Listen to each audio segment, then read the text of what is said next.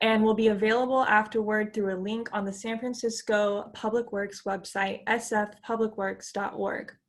This is a virtual hearing. There is no sign-in sheet, so if you would like to receive information about the results of this hearing, please send an email to the email address listed on the hearing notice.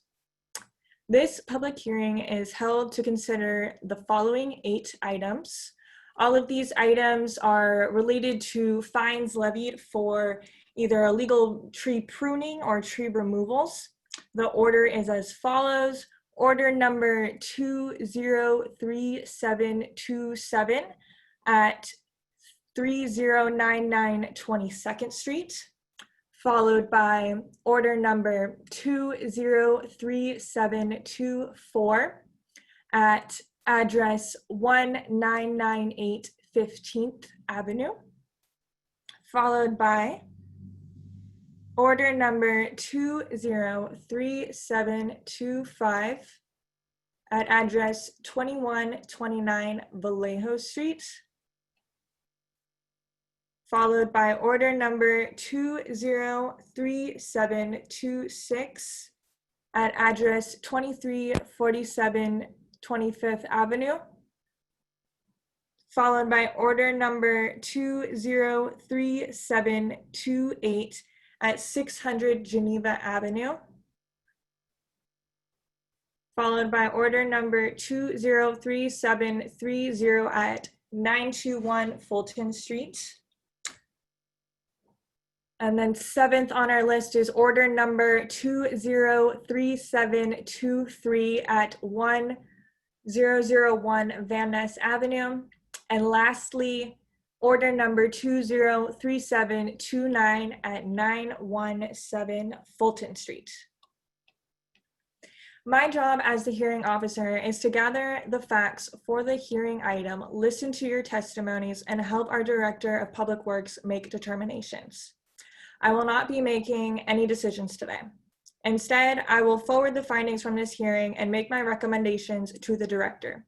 The Director will make the final determinations. When the Director's determinations are made, the department will notify you of them if you have provided contact information. The hearing will proceed as follows for the 8 cases. I will ask the Public Works staff to speak first and present the case. Then I will allow the appellant to speak. Then any member of the public or witness who wants to speak. Then the department, if the department would like to address any comments. And then the property owner, again, if the person has any rebuttals. Each speaker will have up to 3 minutes to speak. The clerk will monitor the time for all speakers and will indicate when the speaker has 30 seconds left. If you are a party to this proceeding, I will call on you to speak. If you would like to use visual materials in your presentation, please let me know before you speak. You will then have the standard 3 minutes to provide your comments. If you are a member of the public or witness who wishes to speak, wait for me to call on you for public comments and use Zoom's raise your hand feature if you are on the computer to put yourself in the queue to speak. If you are dialing in on your phone, dial *9 to indicate you are raising your hand. When it is your turn to speak, I will recognize you. If on your phone and you are muted, press *6 to unmute. So that's *9 to raise your hand, *6 to unmute. If you would like to use visual materials in your presentation, please let me know before you speak, and you will have the standard 3 minutes to provide your comments. Comments and questions should be addressed to me and not to the department or the applicant. If you cannot finish your comments within the allotted time, you may submit written testimony to me by the end of this hearing.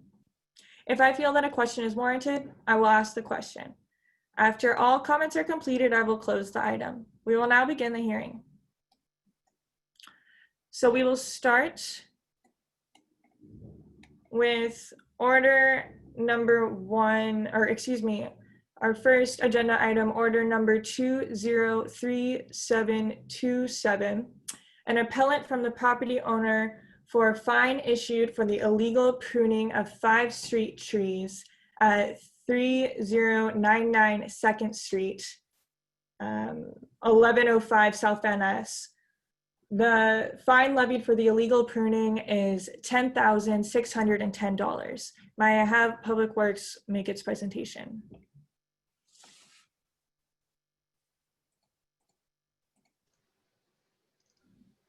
Good morning. My name is Brian Ong. I'm with San Francisco Public Works Bureau of Urban Forestry. Can you guys see my screen? Yes. Yes, okay. All right, so this is for the administrative hearing, October 14th, 2020.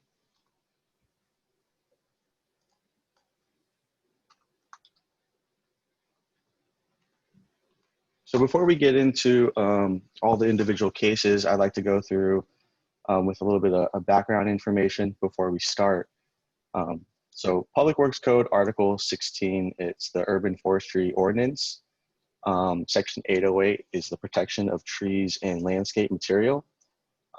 Pretty much says injury to or destruction of trees are prohibited. It shall be unlawful for any person to intentionally, maliciously, or through gross negligence injure or destroy a street tree, any tree or city property, a significant tree, or a landmark tree. Planting and removal of street trees, the removal and abutting property owner who desires a permit to remove a street tree shall apply to the department on the designated form. The department may grant or deny the permit in accordance with the following procedures and requirements. If the department grants a tree removal permit, it shall require that a street tree or trees of equivalent replacement value to the one removed be planted in place of the removed tree or impose in a new fee, unless it makes written findings detailing the basis for waiving or modifying this requirement. So basically during construction, protection of trees are required. If excavation, construction, or street work is planned within the drip line of a significant tree, a landmark tree, or a tree on any street or other publicly owned property, said trees shall be adequately protected. If any construction work results in the injury or damage to such trees, the responsible party may be subject to the penalties set forth in section 811 of this article. A few definitions. This is the definition for injure or injury, which shall mean any act with harms or damages a tree, including but not limited to impact, cutting, carving, painting, transplanting, or knocking over, and includes but is not limited to the following: injurious attachment of any rope, wire, nail, advertising poster, or other contrivance to any tree subject to the provisions of the article, intentionally or negligently allowing any gaseous, liquid, or solid substance that is harmful to a tree to come into contact with a tree, setting fire or intentionally or negligently permitting any fire to burn when such fire or the heat therefrom will injure any part of the tree. Also pruning, which in and of itself will kill or cause a tree to decline, or severing of all or part of a tree. So some best management practices that we have is do not remove more than 25% of the tree canopy each year. This will stress the tree and may produce weakly attached branches the following year. Also, do not cut back to a branch that is less than 1/3 or 1/2 the size of the main branch. It's important to selectively remove branches throughout the tree and not just the lowest branches. So some illegal practices: do not top your trees. Tree topping, also called hat racking, heading, or rounding over, is the practice of cutting a terminal branch to a stump or to a lateral branch that is not large enough to assume the terminal role. In general, topping is not an acceptable way to reduce a tree's canopy. In certain situations, a professional arborist may use topping to remove hazardous branches and prolong the life of a mature tree. Tree topping of city trees is illegal. Anyone who indiscriminately tops city trees is liable and will be fined. As I mentioned before, topping, it creates weakly attached branches, rapid new growth as the tree tries to recover energy producing leaves as quickly as possible. You can see this tree has been topped and it's trying to produce leaves and branches just to to produce some type of photosynthesis for the tree to grow and survive. The next picture is basically the tree has done that, and it's used all its energy and resources to recover, and now the tree has died. It also creates highly attached, weakly attached limbs, rapid new growth when they grow large, highly prone to limb failure. You can see this tree has been previously topped, and you can see the results, the tree just intertwining with itself after that. Improper pruning is also an entry port for pathogens. In these two photos, you can see that the topping of the tree and miscuts have produced these type of pathogen entryways for decay. So topping is not the same as pollarding. Pollarding must be started when trees are young and can only be performed on certain species of trees, most likely sycamores, platanus trees. So you can see these trees are in front of City Hall, somewhere on California Street. Those are maintained by certified arborists, and they do this every year and train the tree. That's on the left-hand side, and then on the right-hand side is one of the top trees that, they're just basically topping the tree wherever they can. So high voltage power line conflicts are the responsibility of PG&E's line clearance certified arborists. CPUC General Order 95, Rule 38 requires that utilities maintain a minimum of 18 inches clearance between vegetation and high voltage conductors at all times. A lot of times people will see the trees that are growing into the power lines. There's certain degrees of power lines that they have. On the left-hand side, you can see the transformer box. Everything above that is a primary line and cannot come within 18 inches of that line. Everything below the transformer line is designed to come into contact with any vegetation. So it's okay for your trees to grow into those lower lines as long as you don't see any type of abrasion or burning within the tree. Also, in 2016, a ballot measure passed that transferred responsibility for maintaining street trees and repairing tree-related sidewalk damage from property owners to the city. The passing of this measure created Street Tree SF, the citywide street tree maintenance program managed by San Francisco Public Works. There was a $19 million annual set aside in the city's general fund, which funds the Street Tree SF.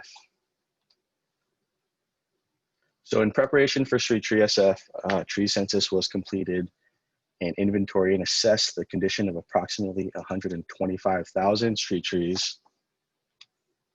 This census data is being used to populate a routine proactive tree pruning schedule for the city's nearly 125,000 street trees. The data has allowed us to prioritize areas of the city where the need for tree maintenance is highest, allowing us to allocate resources to those areas first. Pretty much the red squares is high priority. The green is low priority. It is important to note that safety is our #1 criteria when prioritizing trees and areas for maintenance. Our goal is to ensure everyone's safety in the public right-of-way. Once the Street Tree SF ramp up is complete and all street trees in San Francisco have been serviced, a schedule will be established where trees will be pruned on a 3 to 5 year pruning cycle based on the species and needs of each individual tree.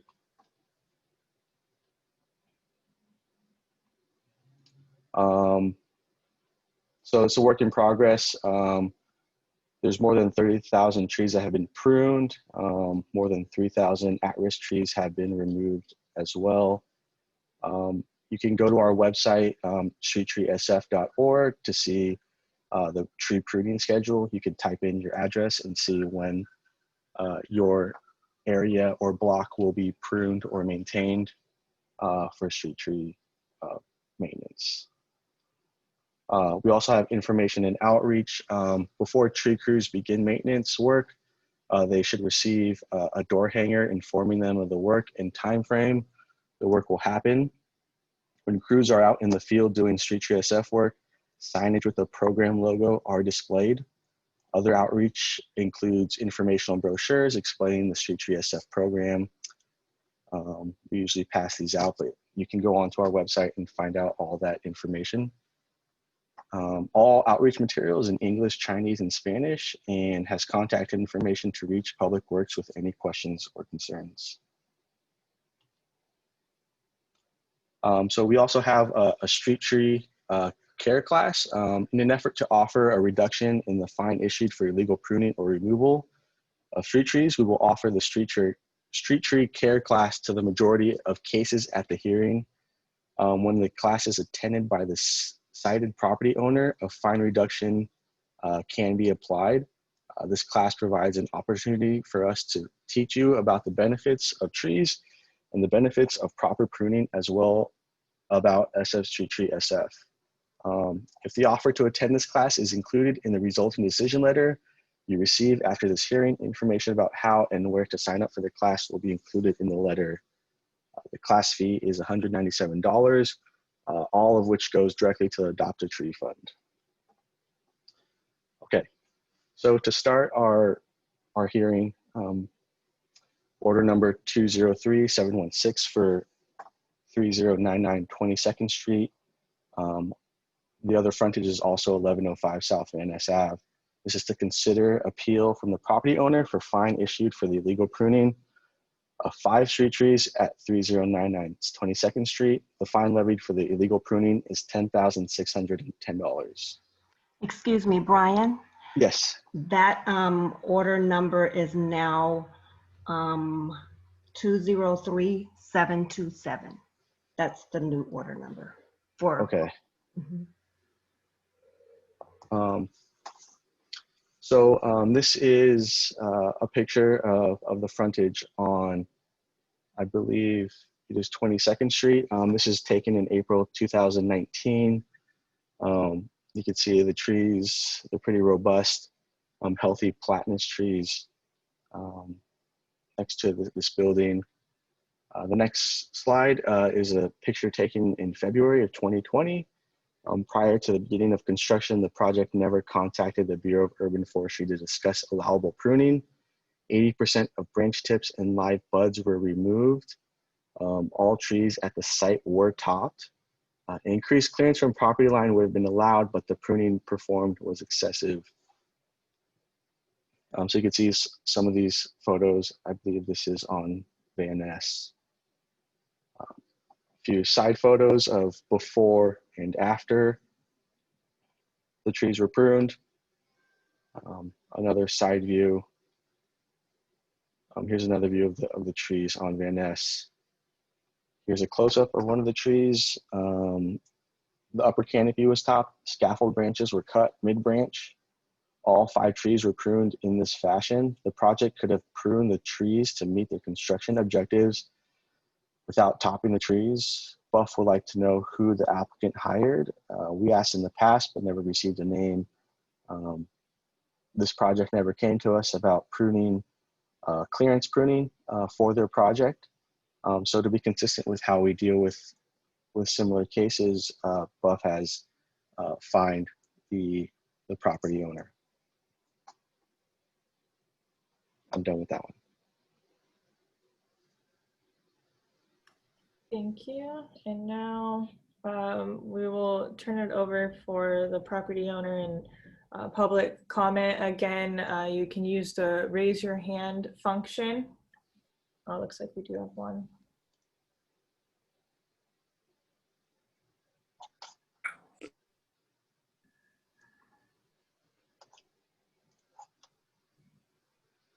Okay, so the caller that has their hands up with the phone number starting with 975, go ahead and unmute, and you'll go ahead, and then we'll have, I believe, Casey Ray Arias next. Hi, this is the caller from the property in South Van Ness, 975. Can you hear me? Yes, we can hear you. Go ahead, sir. So, let me introduce myself. My name is Brendan. I'm looking at the photographs of the trees that you have there, like they're showing none of them are showing any leaves that you've taken of the trees being pruned. Like these trees have been well overgrown, have been grown into the lot for over many years. They have never been taken care of. And when we sent in photographs to a Steve Keller showing how we couldn't even put up our scaffolding because the trees were not 3 to 4 foot away from the building. And we couldn't even get our scaffolding up. So we had Steve Keller out there marking the trees where we could cut them to remove the limbs. Because they were, I don't know, have you seen our photographs? We have sent you emails with photographs showing that the tree branches growing into the window. We couldn't even put the plywood on the building. We couldn't even put in the windows because the trees were growing in through the windows. And you have all that in your photographs. We sent them to Steve Keller. And as far as I'm aware of, sycamore trees are a big growing tree, and they're supposed to be 4 foot away from any building. And if these trees were pruned and maintained in previous years, which they weren't, we wouldn't have this discussion, because they were gone so wild and so overgrowing, as you can see in previous photographs with no leaves on them, that they've been grown halfway in across the lot. Like now they look so bad because they should have been maintained years ago. So, you know, I don't know what you can call it excessive pruning, but they were trying to do it in proportion and as best as possible. But if the job was done years ago, we shouldn't have had this problem. And if you can see my photographs where our scaffolding is up, I brought the guy out, Steve Keller, out there to mark where I could cut these trees. And he came out and he said, I can prune these, this is what I can do. So as far as I can see, we met we obeyed every rule going here. And you're showing photographs of trees here now with no leaves on them compared to trees back in last year when they had leaves on them. There's an awful difference. You can see the height of the power lines. We took about 3 foot off the top of them. So you can't call that in excess topping. So I don't know. Like if you want, I can sign up for these classes to better acknowledge myself on these trees, you know. But as far as if they were maintained, as I said years ago, we wouldn't be having this problem. And I hope someone can see those photographs. If not, let me know and I will take them, or we will email them to whoever needs to be emailed, so they can see where the trees are growing in the windows, that we couldn't even install windows. Excuse me, sir. We did receive those photos. This is one of the clerks speaking, Cerise, and they have been forwarded to the hearing officer. I'm just trying to load them up to show right now on display while you're talking. But yes, we did indeed receive both sets of the photos. And they're sycamore trees, and we all know how sycamore trees, how big they can grow if they're not maintained. And they're still very healthy and they're not dying. And there's a lot of new growth on the tops of these trees. So they were never 4 foot from building, you know.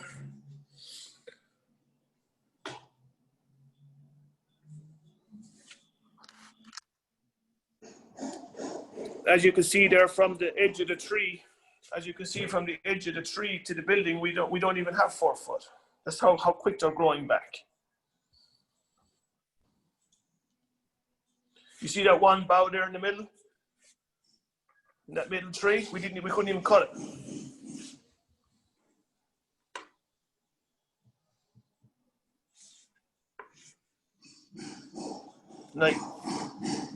That tree looks perfectly healthy to everybody.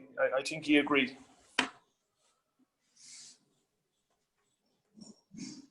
Therese, if you go to the minimize, to zoom out a little bit, you might be able to see sort of, it's the one right above erase. There's a little zoom out button that might be able to show it not quite so blown up.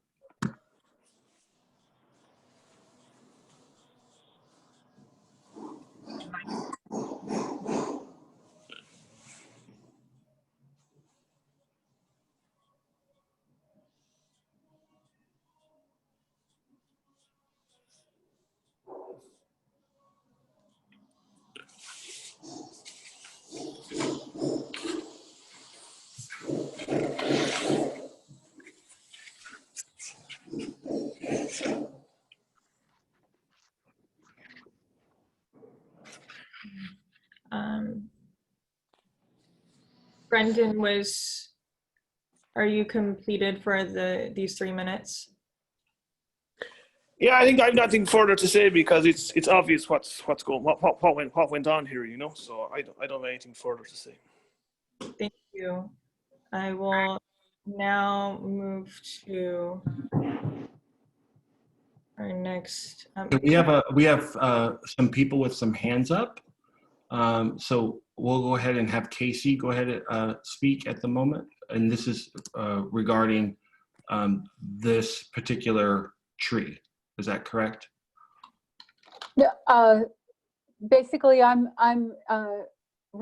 requesting information on how the fines were established. It looks like, also, I just want to make a comment that from the property owner's statement, it sounds like they didn't use a registered arborist. They just talked to Mr. Keller from DPW, and that's an interesting point I'd just like to underline. But if you could please, I think it's Brian who's presenting. If someone could explain the valuation process for the damaged trees, please. Thank you. Yes, this is Brian with San Francisco Urban Forestry. So there were 5 trees that were illegally pruned or excessively pruned.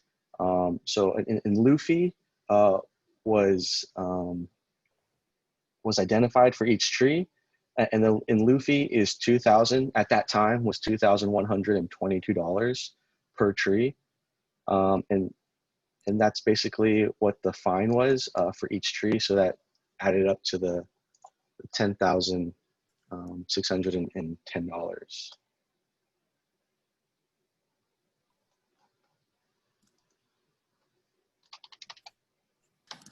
Okay, so now we have one more. Okay, Casey, you have your hand raised again, but I'm going to let Josh speak.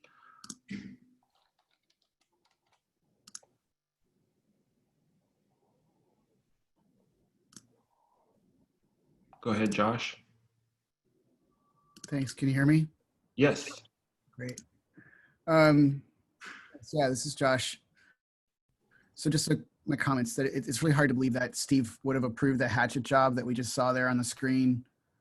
And anyone who works in construction in this city knows that you can't just hack at trees. That's not how this is done. What this looks like and sounds like is that the property owner or manager, or whomever the representative is, decided to take a shortcut for whatever was most convenient and inexpensive based on what they're trying to do here. And speaking of inexpensive, the fact that they still won't disclose who did this hack job really kind of speaks volumes to the culpability, because certainly no one who is qualified to prune trees, a certified arborist, or understands anything about how to prune trees would have butchered trees like that.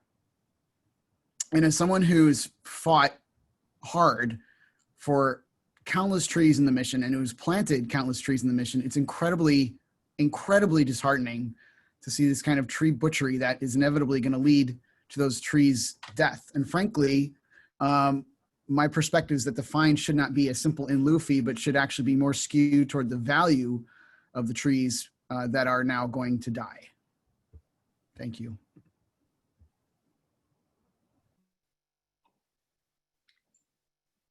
Thank you. Do we have any other hands raised? No, we can go to the next order. Okay. Oh, well, we do have one more.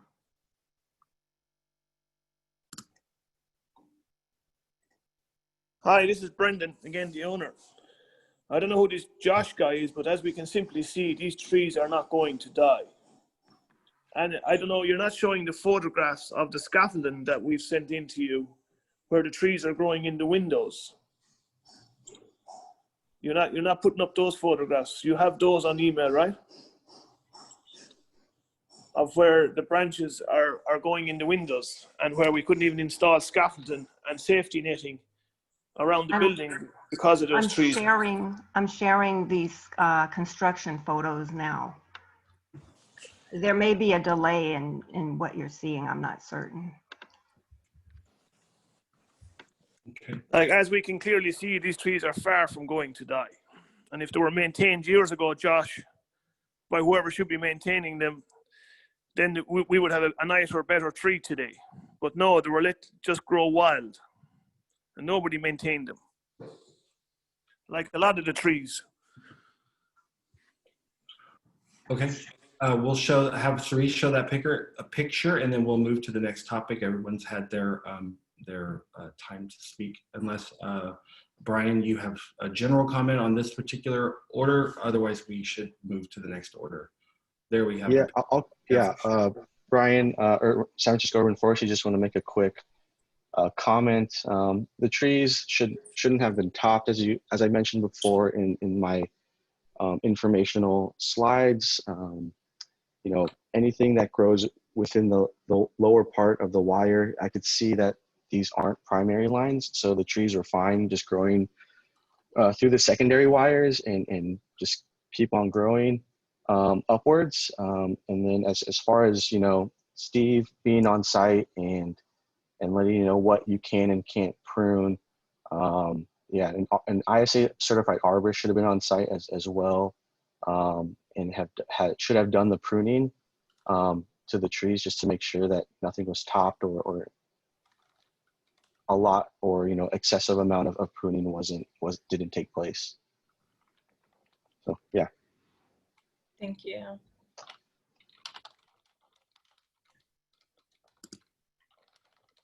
Okay.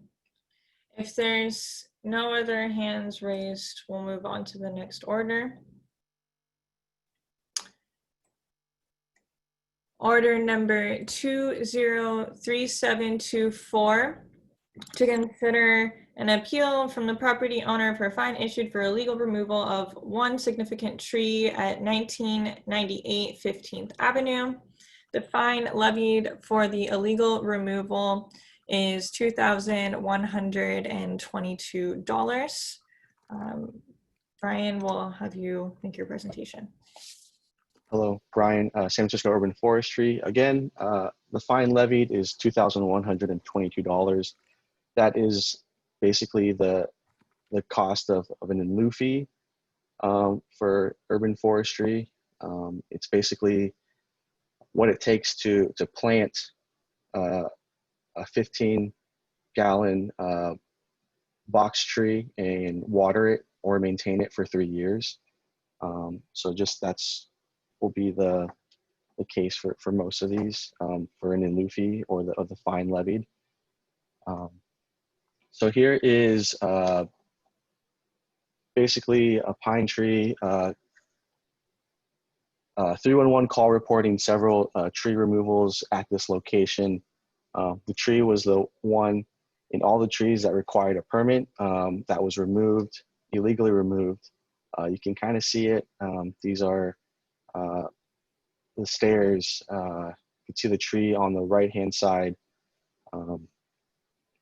Pretty much most of the trunk within the 10-foot right-of-way of the stairs. Any part of the main stem within the 10 feet significant zone qualifies the tree as a significant tree.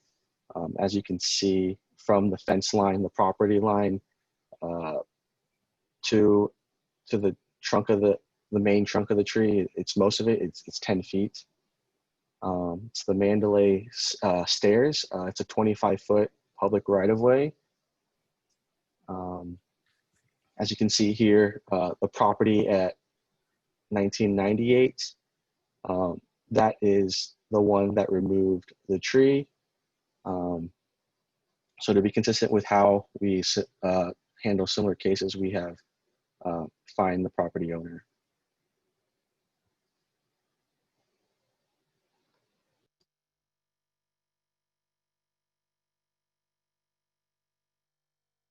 Sorry, Brian, that was the end of your presentation, correct? Yes, it is. Perfect, thank you. Okay, I'll allow, it's M. Tom. I believe Mr. Thomas spoke earlier. Go ahead. Hi, yes, good morning. I have a picture of the tree prior to removal. If I'm allowed to screen share, I can put that up. I also submitted pictures back in August with my appeal. But my name is Michael Tom, and I'm representing, the Tom family here at 1998 15th Avenue. My wife Liz, I have a son who's 3 years old and a daughter who's 5 months old. And so um, on June 11th, in 2020, we received a notice from Candice Mohammed of SFDPW citing excessive and overgrown vegetation next to our property onto the Mandalay stairs. And based on the notice, we were led to believe that overgrown plants and weeds, and also the tree overhanging the stairs, deemed to be unfit and unsafe for public use. And it doesn't look like I have the ability to screen share, but pictures will show that the I can allow you to screen share if you're ready. Yes, I'm ready. Thank you. Okay, let me, you'll receive something that you've been added as a panelist. And then you'll be able to share your screen.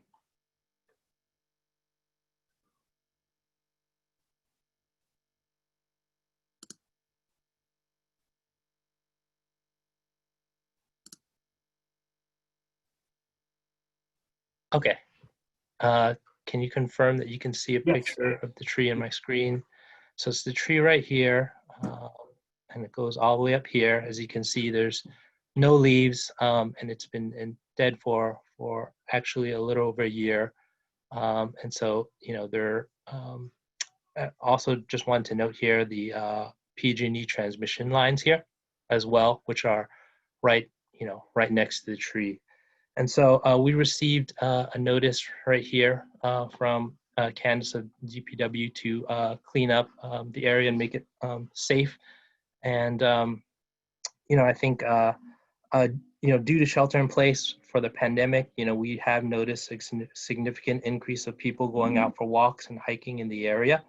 And immediately over the next few days of receiving the notice, my family and I took it upon ourselves to do everything we could to make the surrounding area safe. And so this is like a picture of the stairs before, and this is a picture of the stairs after. And so, we've concluded that the removal of the dead tree and also the overgrown plants and vegetation here along the stairs would make just the area safe for public use, as well as satisfy Candice's notice.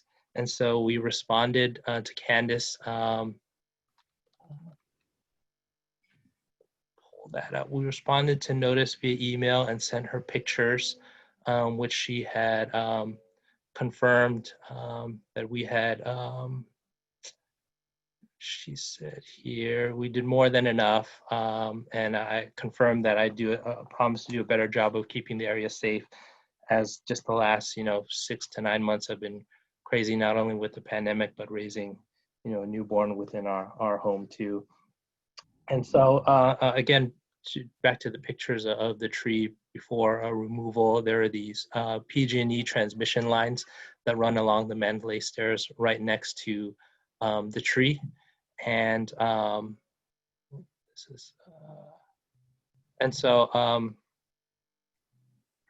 pull that back up. And so, it's been an especially windy summer here in San Francisco, especially in the Golden Gate Heights district. And so the dead tree coupled with the windy weather has an increased risk for trunk failure. And not to mention in August, we did have the thunderstorm. Which, you reached your 3 minutes. Sorry, if you just wrap up real quick. Sure. I've been in contact with the urban arborists of San Francisco, and I've been working with them, and as a show of good faith, if the fine were to be removed, I'd be willing to work with them to replant 2 new trees in the area, just as a show of good faith.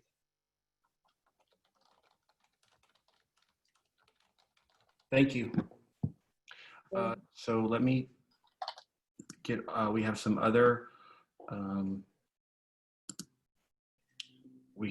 hands raised, and we will go with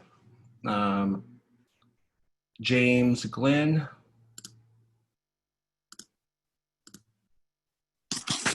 James Glenn, go ahead and speak. Okay. Thank you, everybody, for your time. So I just want to make a statement in support of the removal of that tree.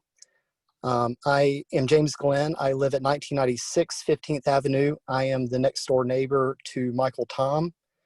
What I recall is on the morning of June the 13th, 2020, Michael, my next door neighbor, notified me he was going to have tree work done that day and asked me to come outside and provide my opinion concerning trees that he was looking at trimming back and removing.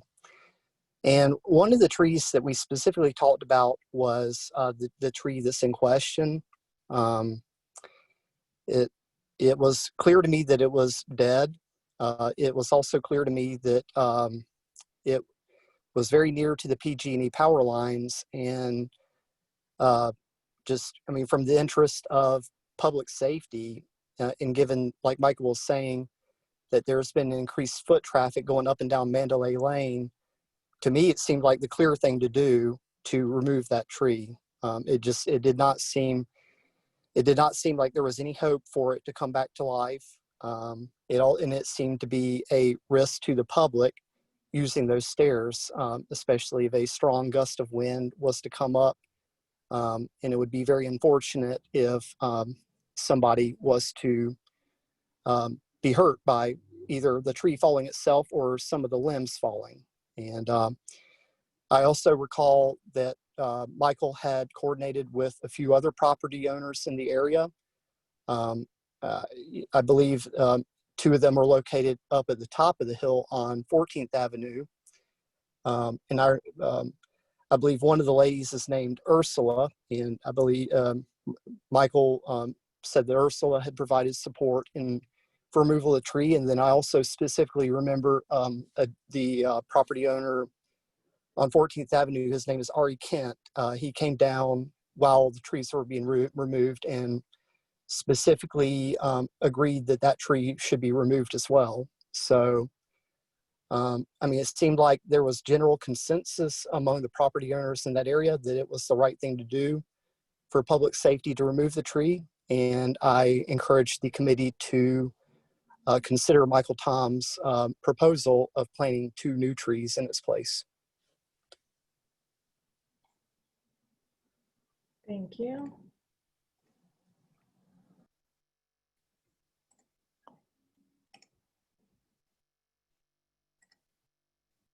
Now what's going on?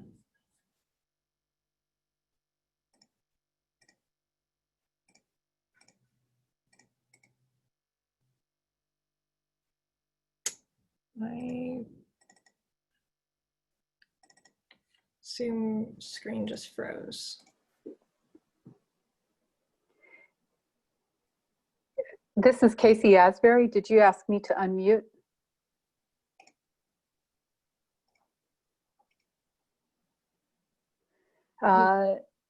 One of our clerks is speaking, but he's muted, so we can't see him. You're muted. I'm sorry, who's speaking? I'm sorry, we'll let Casey go, and then Josh. So go ahead. Okay, this is Casey Asbury from the Healthy Trees Initiative at the demonstration gardens, and one moment, I'm having technical difficulties. 1 second, let me try just so I can make sure I can hear you properly. I don't know what's going on. No problem. Okay, I think it's working better. Can you? Yes. How about that? Yeah, okay. So I'm concerned by a couple of things that I'm hearing. I like the neighborhood process for people working together to try to come to a determination. However, we have a pattern in the city of continually losing more and more and more of our trees. And so I think we have to lean towards asking arborists, registered certified arborists, for their opinions about whether trees should be removed or not, whether they can come back or not. It looks like in this case in particular, there was some confusion between clearing the stairs and removing trees, and approval. It looks like a validation by a city official that was validated. So I can understand Mr. Tom's trouble with this decision. However, we have to find a way to correct the pattern of removing more trees than we're planting and conserving. And I'm not asking that this case be an example or an exemplar of that. If truly he received validation from the city, well, that's a problem that the city needs to rectify. But the other aspect of it is the valuation of these trees. And I just want to go on record once again to say that $2,100 for a mature tree does not take in, that if it's healthy, does not take into account the continued contribution of ecosystem services that tree would provide over its natural life. If it's dead, it's another matter. But I don't think that was established by a certified arborist. And so I would just like to say to the neighbors around 15th Avenue, good job working together, but I just hope that we can work together to conserve more of our trees. Maybe this isn't the case, but that's all I want on the record. Thank you. Thank you. And then it looks like Joshua. Yep. Great, thanks. This is Josh. So I kind of echo what Casey was saying there. It would be really good if when Public Works issues notices like this, it's really clear about what it expects the property owner to do. Again, if a tree is dead, that still requires a removal permit. And usually the determination of whether a tree is dead is performed by a certified arborist. And if a tree is near power lines, so typically that pruning work is done by PG&E. And by issuing this letter and giving this property owner the impression he should cut everything down, Public Works is actually inadvertently encouraging a property owner to break the law. And I do appreciate the property owner's commitment and willingness to replant 2 trees. And I hope that the city will not only work with him on that, but ensure that whatever is planted there, they consider a tree that has the most positive impact on our environment and for future San Franciscans like Mr. Tom's kids. Thank you. Thank you. And then, Hi, yes, this is Michael Tom again. Just to add on to it, I know I've submitted a written statement from James Glenn, who spoke earlier. I also have a written statement from Ursula Dixon, who lives Ben Dixon, who lives on 14th Avenue, who will support myself and James as well in our efforts to just keep the area safe for public use. And I understand that the genesis of this, I think, just came from the misunderstanding from the original notice of San Francisco DPW. If you can go back, I do have a little bit of a history of working with San Francisco DPW. There was a collapsed sewer hole right next to the Mandalay stairs that we cleaned up a few years ago, and I worked with them also in the past for keeping vegetation clear on certain parts of the sidewalks. And so, this fine was a surprise to me. But again, I've been working, I've been in contacts with a gentleman by the name of Stuart at the Urban Arborist, and we've kicked around ideas, if for replanting new trees, not only planting trees that would thrive well within the climate and the weather here in Golden Gate Heights District, but also trees that would grow in a way that would steer clear of these high transmission PG&E lines. thank you. And then, Brian, did you wish to address any comments, or can I close this? Yeah, I have no further comments. Thank you. Then if there are no more comments, I will close this item and direct recommendation to the director.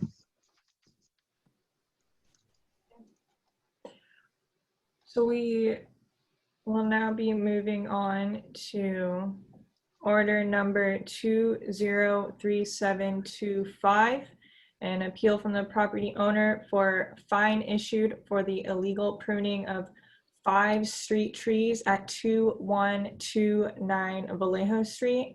The fine levied for the illegal pruning is $10,610. Brian? Hello, Brian, San Francisco Urban Forestry. This is at 2129 Vallejo Street at the Hamlin School.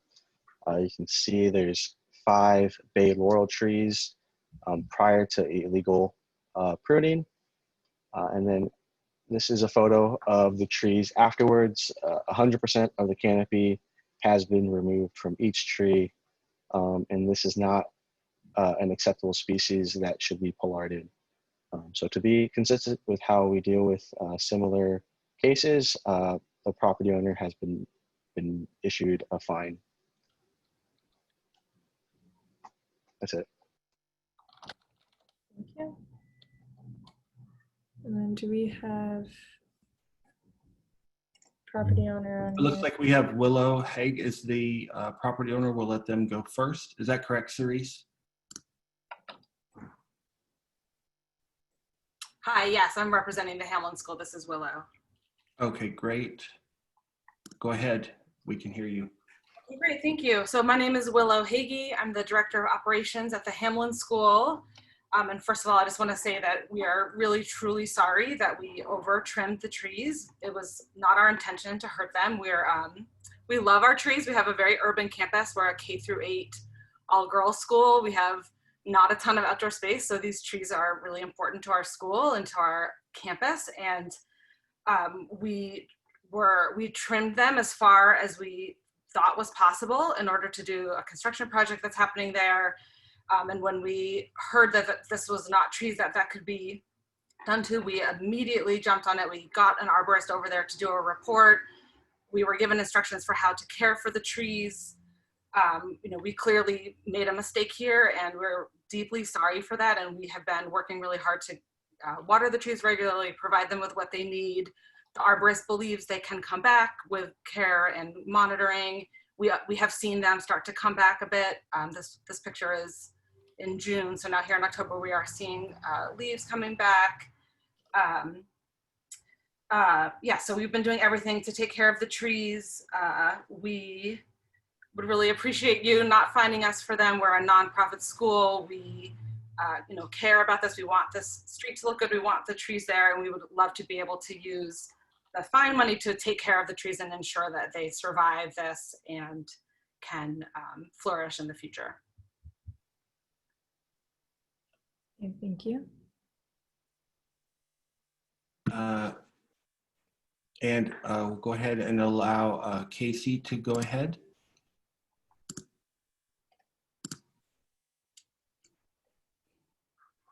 Yes, this is Casey Asbury from the San Francisco Healthy Trees Initiative at the demonstration.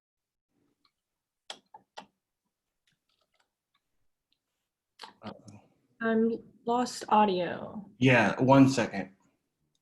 I have to get Casey back on. Casey, where did you go? Sorry, Casey. We had a technical difficulty. I meant to. All right. Come back, How is Casey. this? You go ahead and start over. I'm sorry, that was a technical glitch on my operator error. All right, no problem. Ms. Willow, I think I got that right, from the Hamlin School. I'm really sorry to hear that this is a mistake that you guys made. It's really, what has happened to these trees is devastating. Even though you see leaves coming back, they are not coming back to health in the way that they were, because those little leaves are not the structure of the tree. What you've disturbed is the structure of the tree. And I'm sorry to say that I can't agree that the fine should be forgiven, because you're a nonprofit school. Actually, this is a teaching moment. And if the fine is forgiven, I would say that the money that is used should be put back in directly into teaching about how this is actually a murderous thing that happened. Because these trees, even if they put out new little delicate leaves, and it's very touching that they do that, they are damaged for life because they are in danger of infestation. They very likely won't make it over the long haul, and these bay laurels can last for longer than your school. So I have to disagree that the money shouldn't be put into teaching and learning about this. I'm so sorry that this happened. I don't it's an illustration of how construction is driving tree damage, because we are not taking the step in the city of informing ourselves when we're doing construction and having people who really know what they're doing care for our trees. We're undervaluing our trees. Thank you. All right. And we'll go ahead, Josh. Thank you. When I heard Hamlin School, that rung a bell for me. And so I looked up in my old notes, and I was correct that back in November of 2019, the same school applied to remove every one of these trees for an expansion project.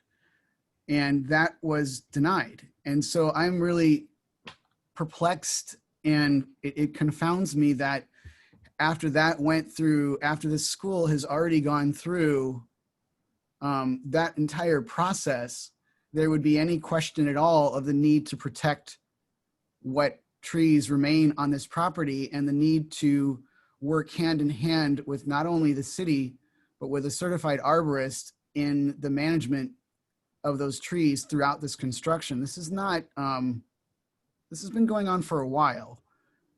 Again, I think this was back in November 2019, or it was order number 202238, where it was quite a debate on how to protect these trees or what to do with these trees during construction. So, you know, I second Casey in offering certainly sympathy and empathy to Willow. To the property itself, however, this is really, I don't see how this is a mistake when they are so aware of the, you know, of the management of these trees during construction. So I would respectfully request that this fee absolutely not be reduced. Thank you. Thank you. If there are no more comments, I will close this item and will make my recommendations to the director, and we'll move on to the next order,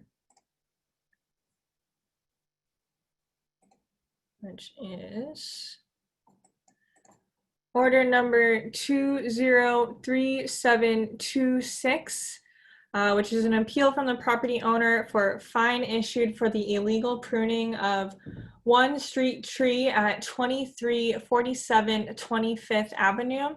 The fine levied for the illegal pruning is $2,193. I will have Public Works make their presentation. Brian Ong, Urban Forestry. So yeah, the fine levied for the illegal pruning is $2,193. That fee has jumped for our new fiscal year. So that's the fee, the in lieu fee for 2020, 2021. So if you're wondering about why the fee increased, it is now $2,193.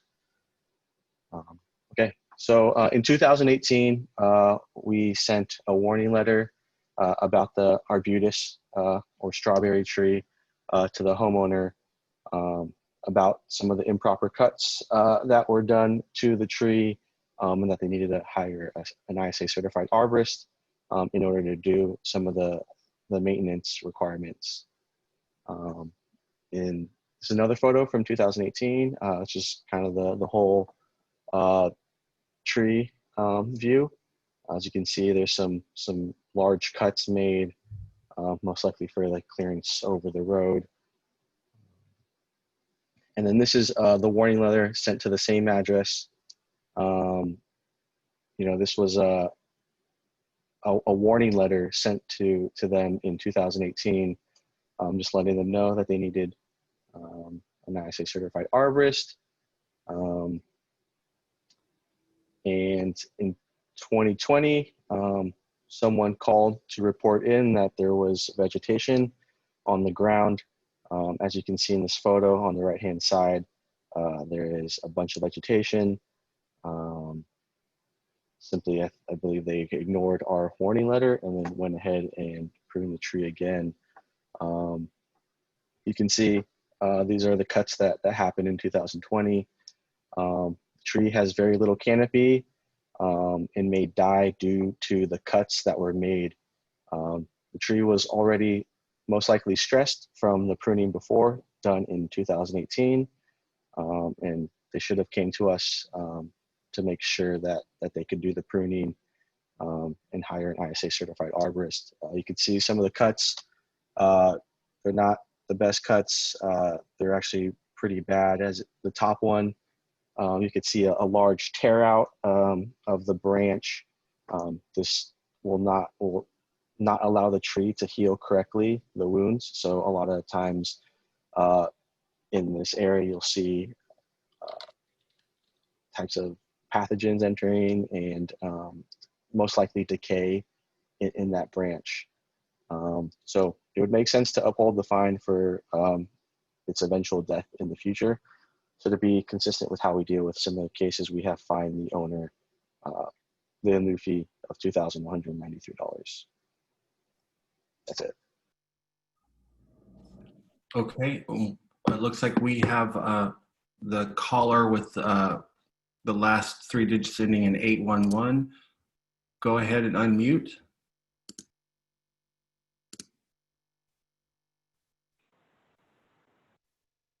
Yes, my name is Dana Lee. I'm calling with the owner, Mr. J. Molay. His English is not very good, and also comprehension, so I'm helping him with this call. In August of this year, we received the letter stating that there was illegal pruning and also referencing the original warning letter from January of 2018. Unfortunately, the original letter that was enclosed was never received by the Lay family, so they were unaware about the fact that it was illegal pruning and that there was a standard to which it would be upheld. And so, they were unaware, first of all, that there was a violation, and number two, they were unaware of the initial first warning letter. The branches of the tree, some of them were drooping, so, they had made some cuts to it. So, since it was the only first letter that they received in August of this year, August 28th, they had written with my assistance a letter to Susan Norbury of Urban Forestry to request for leniency and assistance. They understand now that it is, required for any kind of maintenance to the trees to have a licensed arborist, and they will do that in the future.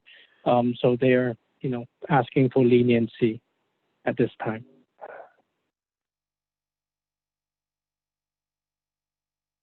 Thank you.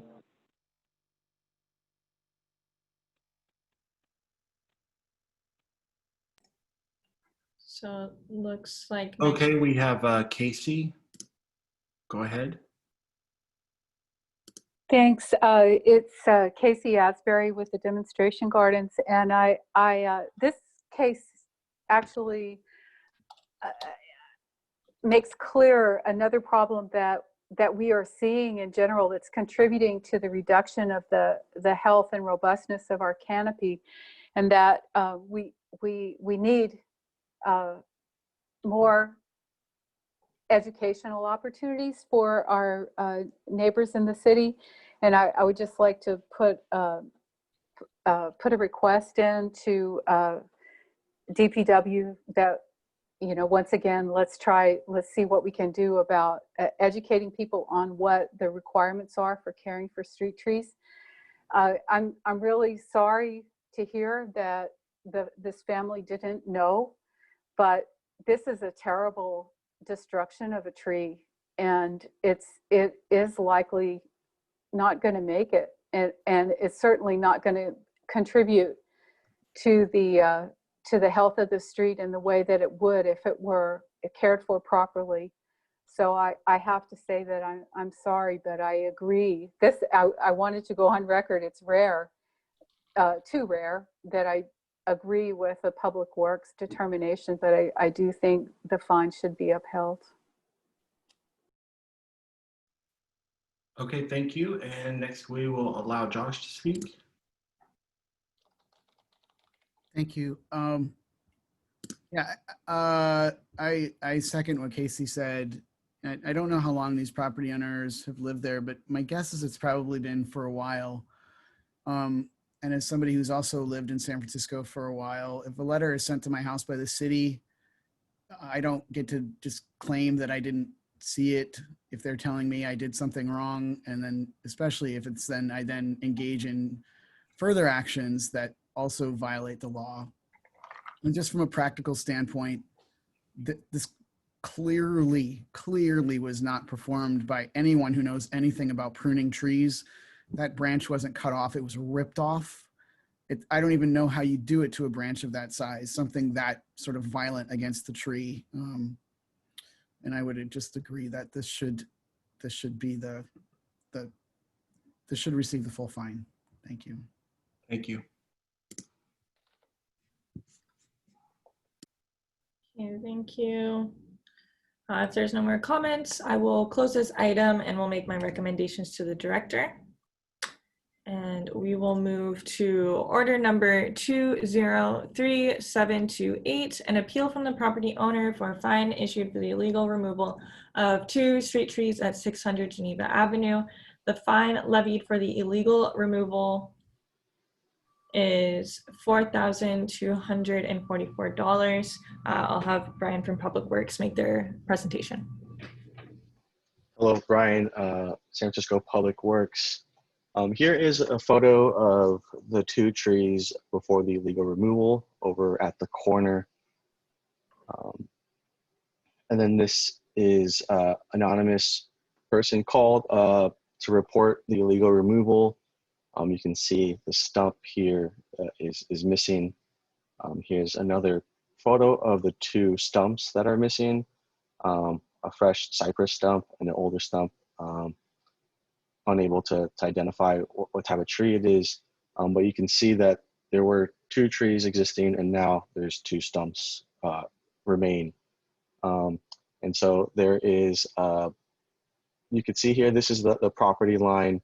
And then you can see the circle where the 2 trees were, and the 2 trees are in the public right of way. A lot of the times the property line does extend into the front yard of someone's so-called property, or as we call it, a setback. But you can tell that the tree is definitely in the public right of way, and you can see the property line is further back. Here is a second screenshot of the property line, and it is 15 feet public right of way until you get to the property line. So to be consistent with how we deal with similar cases, we have fined the owner 2 in lieu fees for the illegal removal of those 2 trees.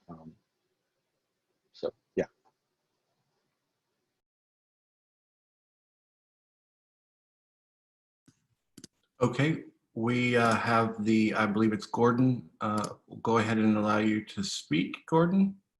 If you unmute your phone. Gordon Zhang, are you the property owner? This is Raymond Zhang. I'm one of the owners. My English is not perfect. Please bear with me. Okay. I would like to appeal your decision because I bought this house as the reason the tree was cut was because it's been damaging the house for more than 10 years. I bought this house in May of 2019, and I bought the house as a fixer-upper, and the house has been neglected for more than 10 years because my tenant lived there for 10 years. So anyway, one of the biggest things I had to deal with right away after I become the owner was the roof was collapsing. So there is this huge cypress tree is planted very close, I would say within 8 to 10 feet from the house. And this is a very, very small yard. And because this really big tree is literally sitting on top of the house and it's dumping dry leaves and garbage all over the roof and cause the 2 bedrooms right next to the tree have roof damage, and the bathroom has roof damage. And I sent in photos with the house ceiling without drywall because the roof has been leaking for years. So, do you hear me? Yes, we can hear you. Okay. So before I cut the tree, I call into Department of Public Work. The lady even gave me a work order to come to handle the trees. And I lost the number, but the Department of Public Works should have the work order. But I have no way to find it. Anyway, the tree has also been neglected for so many years. It's split in the middle and it is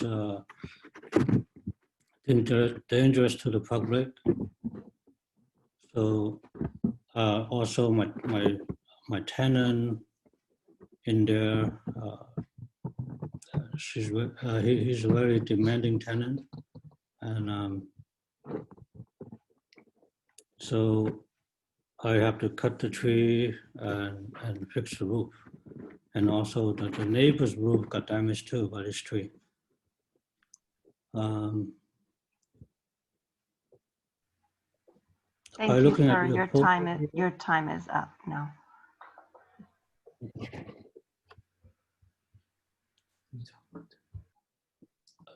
Looking at your photo, I think that your photo is much earlier than the time.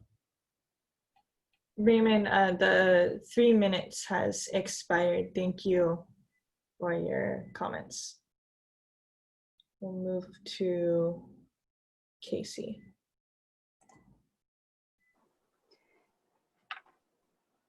Thanks, Casey Asbury with the San Francisco Healthy Trees Initiative. Our neighbor who cut the tree down, he said he bought the house 10 years ago. The tree was clearly there then. If it's been neglected for 10 years, no wonder it's damaging things. The proper response that we're trying to establish in the city is when a tree needs care, you don't just cut it down. You get a certified arborist to prune it appropriately. And the fine actually for removing these trees is, in my opinion, too low, because it does not take into account as strictly the in lieu fee does not take into account the ecosystem services that these trees would continue to provide if they were cared for properly. So I think our neighbor is getting off light with such a low fine for removing these large trees instead of taking care of them. And I'm sorry to say that, but that's what we're finding over and over again, is that people are not valuing trees properly, and that's why we're losing so much of our canopy so quickly. And it's an emergency in the city, so we have to stop it. Thank you, Casey. And then we have Josh. I'll allow you to speak. Thank you. It's really hard to understand how an evergreen tree like this, of this size, especially dumps so many needles, I guess, on a roof that it actually causes roof damage. I've heard a lot of various types of alleged damage caused by trees, but roof damage, that is a new one. I'm also not clear how this is a danger to the public. It's not really overhanging the sidewalk based on what I see in this photo here. But on a more personal note, I think about how many, I've been planting trees with Friends of the Urban Forest for more than a decade. And I think of how many Saturday mornings I've given up of my own personal time and the time of so many volunteers. And we've gone into this particular neighborhood. It's really disheartening when I think of how much work goes into putting in a tree, how much effort has gone into putting trees into this particular neighborhood, specifically because of the environmental injustice experienced by this community, as well as this dramatically low tree canopy. And I think about everything that goes into, it's not $2,122. That just pays for the tree and the water. You think about all the people and the hands and the time and the coordination and the organization, all of it that goes into putting a single tree into this neighborhood, and how quickly all of that work can be undone by actions like this, and how much time it takes for a tree that this appears to be a healthy tree to get to that level of maturity. It is just profoundly disheartening to see that it's undone so quickly, and at such and for such a low price of $2,000 a tree, when I know everything that it takes to put one in the ground and get it to that level of health and maturity. Thank you. Thank you. If there's no more comments, I will close this item and will make my recommendations to the director. And we will now move to order number 20. Oh, this one is postponed. Yes, this is Brian with San Francisco Urban Forestry. Order number 203730 for 921 Fulton Street has been postponed. The owner would like to cannot make the hearing today. Okay. Then we will move to order number 203723, an appeal from the property owner for fine issued for the illegal removal of 14 street trees at 1001 Van Ness Avenue. The fine levied for the illegal removal is $48,376. And we'll have Brian of Public Works make their presentation. This is Brian with San Francisco Public Works.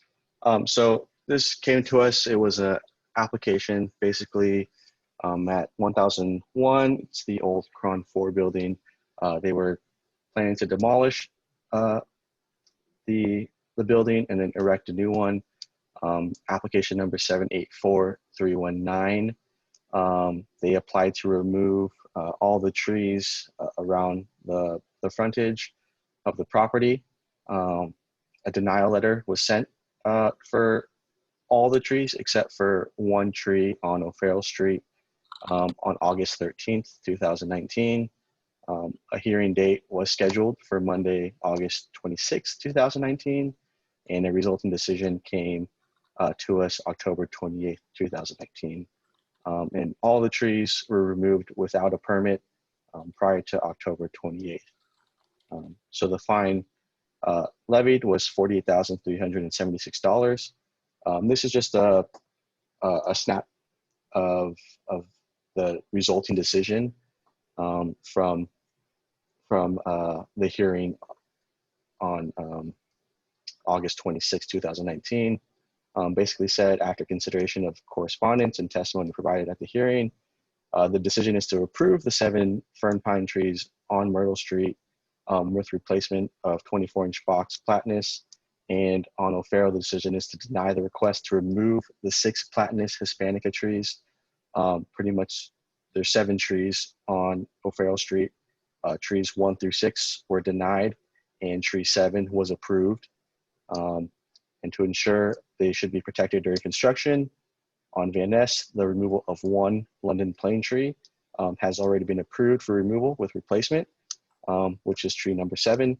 But the permit to remove the tree has not been issued until there is an overall permit or resulting order. So here is a photo of before. These are the 7 trees on Myrtle. They're fern pines, podocarpus, on April 2019.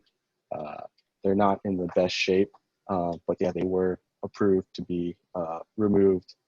And then this is a photo after in December 2019. You can see all the trees have been removed. No permit was issued to remove the trees. April 2019, these are the trees on O'Farrell Street. As you can see, the tree closest to us in the foreground, that one was approved. You could see it was leaning, some dieback. So that one was approved and posted for 30 days. And then the rest of the 6 trees down the street were denied at the hearing. And you can see that, you know, here in December 2019, after all the trees had been removed, no permits were issued at all for any of the trees. And then here is just an appraised value sheet. That's why it's the fine is so much. Trees 1 through 6 on O'Farrell Street were appraised. And here's the appraisal sheet. And then all the other trees, 1,000 Van Ness, tree number 7, because it was already approved to be removed, we only charged the 1 in lieu fee at the time. And then the 7 fern pines, those were just the regular in lieu fees. So that was just to show the value of why it was the $48,000. So to be consistent with how we deal with similar cases, we have fined the owner for illegal removal. That's it. Thank you. And so we'll now move to the property owner. Let's see if I can. Yeah, hi, Tiffany and Brian. Can you guys hear me? Yes. Could I share my screen, please? Yes, one second, and I will allow you to share the screen. I didn't receive your email, so but you can share your screen. That's fine too. Okay. Just 1 second. You'll notice you'll be promoted to a panelist.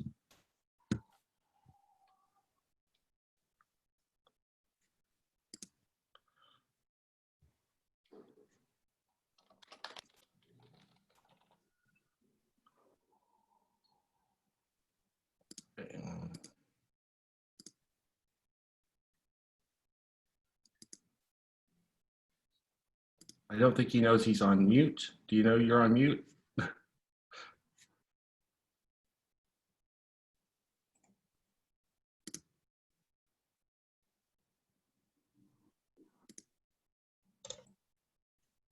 Belen, are you there?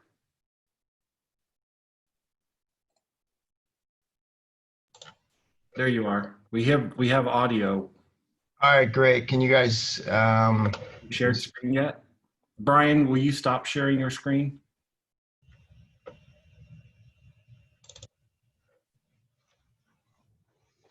Just let me know if it's up. I have the PDF of the site plan up.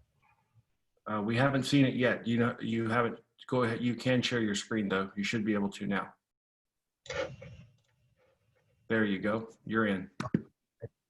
Thank you guys for the opportunity, Brian and Tiffany and Clint.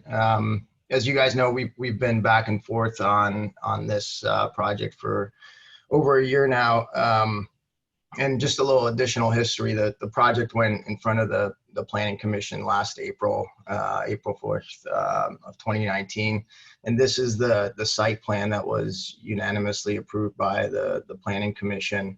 And during that process, we requested that these 14 trees be removed and replaced by 19 trees. And on the diagram here, you can see that the green trees are the ones that would be new and in addition to the community. And then the red trees would be the ones that would be removed. And you can also start to see that there's a lot of conflicts with what was proposed and approved through planning versus what the existing site conditions are. So on Myrtle, and just to clarify, you guys did say that, you know, that staff recommended that those be approved for removal. So I just wanted to focus on the O'Farrell Street trees, where it's clear that, you know, the ingress and egress into the building garage would be impeded by the existing trees.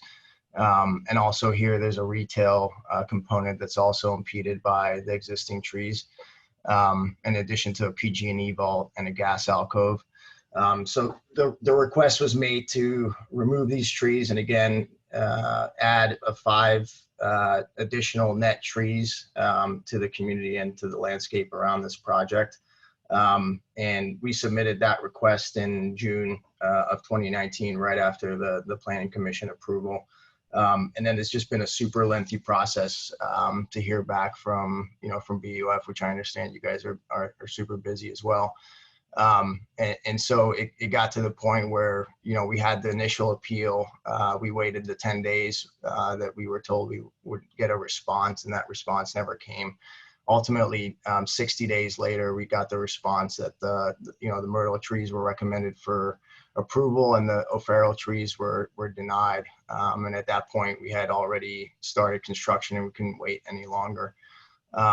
And we did try to follow I think we did follow all the correct steps in hiring an independent arborist to go out, examine the trees, make an assessment of what the condition of the trees was at the time. And that report, which has been made available to DPW, suggested that these trees were in poor condition and would not fare well in the event of being protected throughout construction. So that was the basis upon which we filed the removal request, which was subsequently denied. And then we appealed that decision, and again, that was denied. So we had overwhelming community support for the site plan with the removal of the existing trees and the planting of the 19 trees, which would be again a 5 additional net new trees to the community. So we've been, I think, very adamant to try to follow the correct process and work with DPW and the city to sort of come to a place where we're providing the best possible scenario for. Take your time. Okay, thank you. Thank you. Do we have?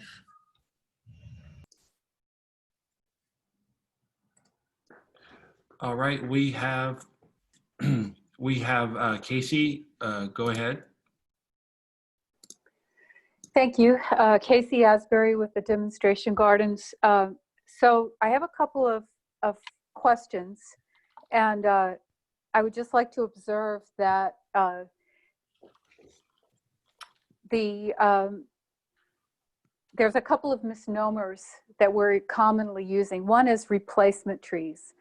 So a young tree does not adequately replace the ecosystem services that a mature tree provides. So we need to modify the way that we assess these fines. On the surface, the level of fine sounds better, but I would like to ask also, what is the overall value of the development project and the proportion of the cost of losing these trees and the principle of basically scoffing law to remove the trees because it was more convenient to the development project. We have this pattern of favoring construction and development at the expense of our tree canopy, and we have to turn the tide. We have to stop it. A report by a certified arborist on your payroll does not really hold the same credibility as an independent arborist by the city or by some other resource who has does not stand to benefit from your relationship. So somebody that you're paying is more likely to say that the trees that you want removed should be removed, is the gist of what I'm saying. So if you're replacing trees, we need to look at a larger number in addition to the fine for removing trees that you were actually prohibited, not just didn't get a permit for, but were prohibited from removing. Thanks. Thank you. Then we have another hand, Joshua. Thanks.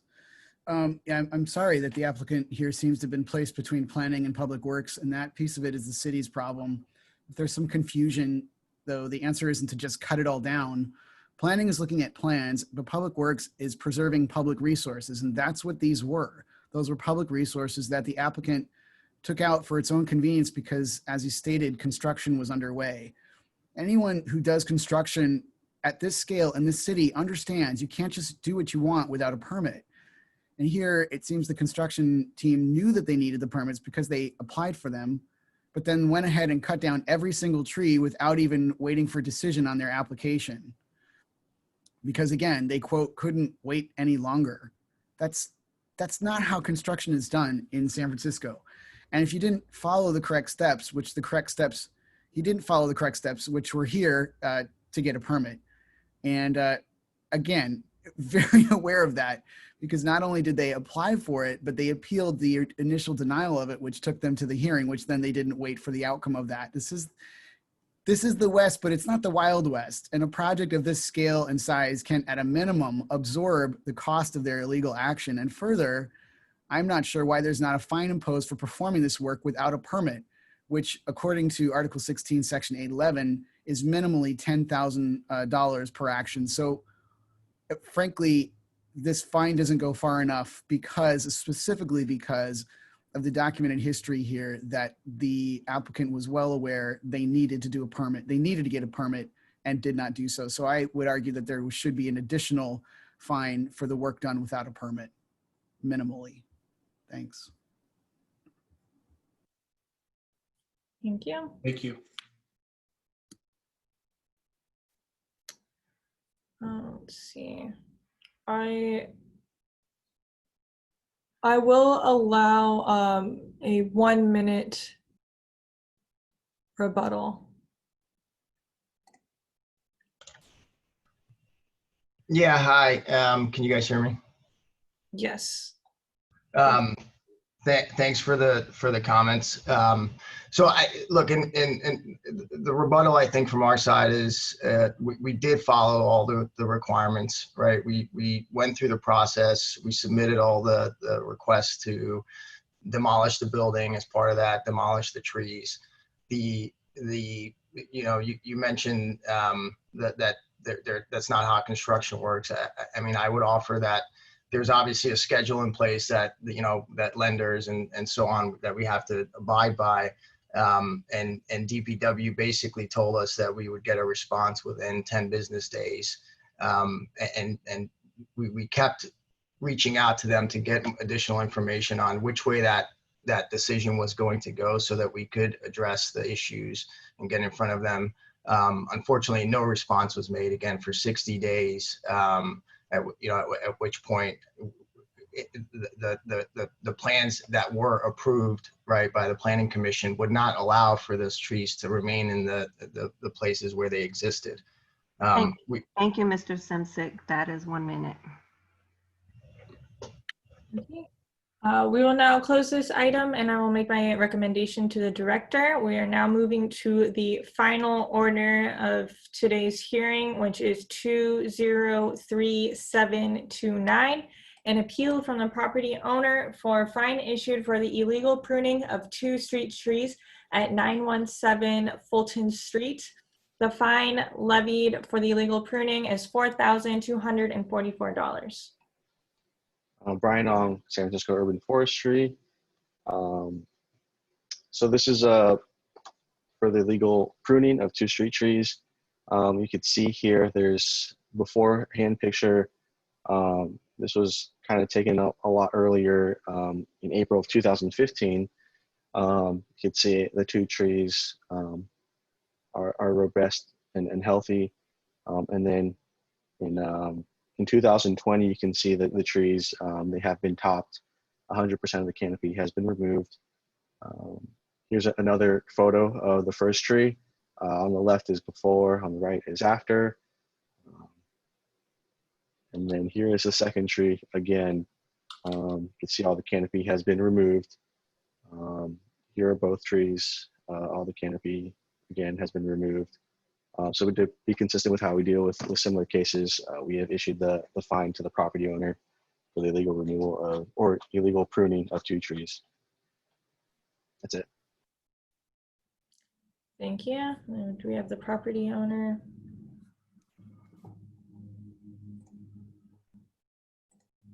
Go ahead. I believe we have Ann.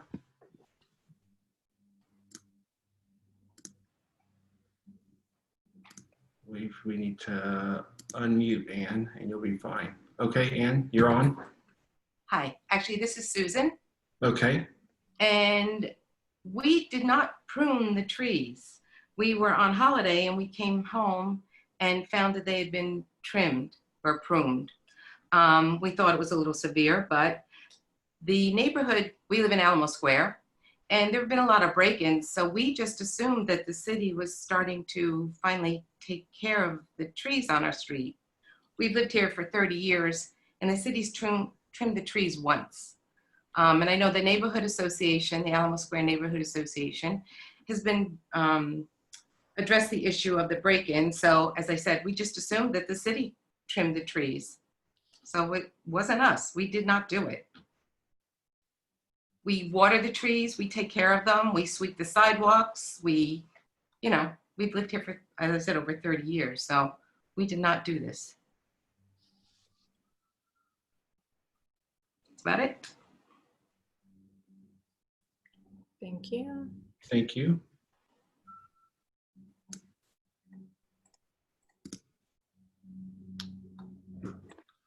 We have Josh has his hand up. Go ahead, Josh. Yeah, this is Josh. Wow, I didn't see that coming.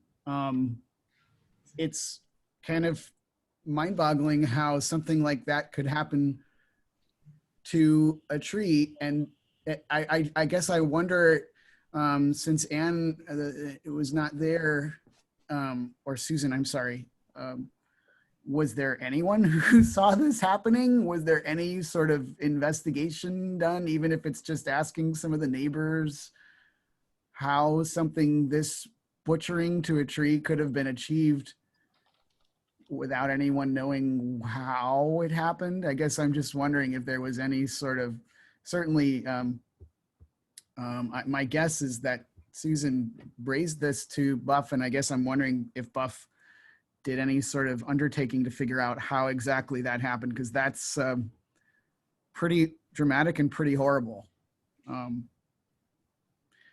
That's all. Thanks.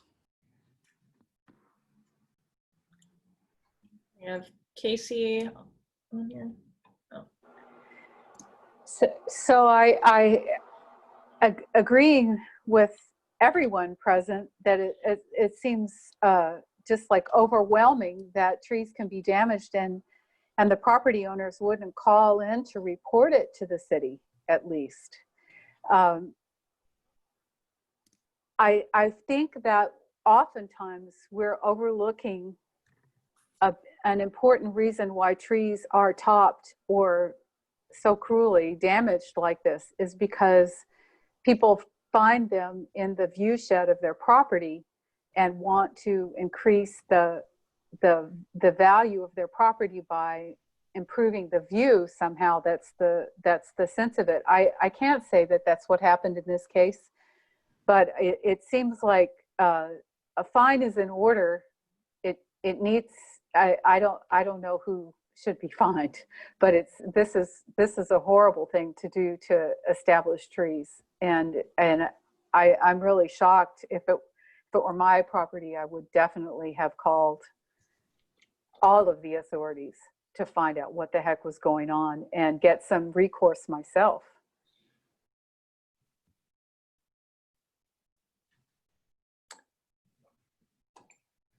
Okay. Okay, is that from Casey? And it's up to Tiffany if you want to allow the property owner has their hand up for a 1-minute rebuttal. Yes? Yeah, we can do 1 minute. Okay.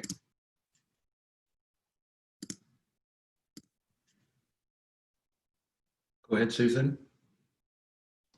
Okay, we did ask our neighbors, and no, everybody works basically around the neighborhood. Nobody heard anything or saw anything. And everyone said, well, it looks just like how they trimmed the trees down by City Hall, because as you know, we're not that far. So as I said, everyone was just kind of waiting for somebody, the city, to come and start trimming all the trees in the hood. So. Thank you. Or Susan. That's it. Okay, thank you. Okay, and then Clint, I believe that was all the comments, correct? Didn't see anything else. No, I did not see anything else. We have, well, yeah. Okay. I will close this item, and that was the final item of this hearing. If there's any public comments to any of the items on the agenda, for anybody who's come in late that has not had the chance to speak, now is your time to raise your hand.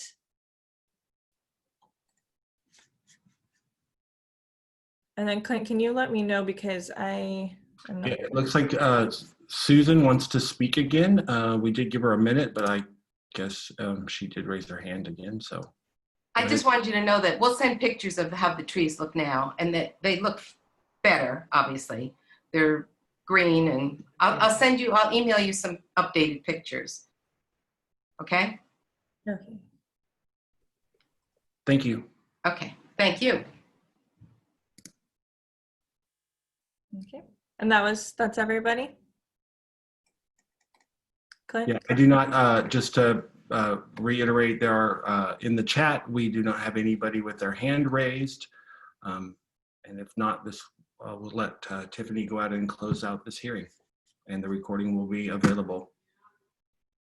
Okay, I'm closing this hearing. Thank you everyone for your comments, and please stay safe, and thank you very much. This hearing is now closed.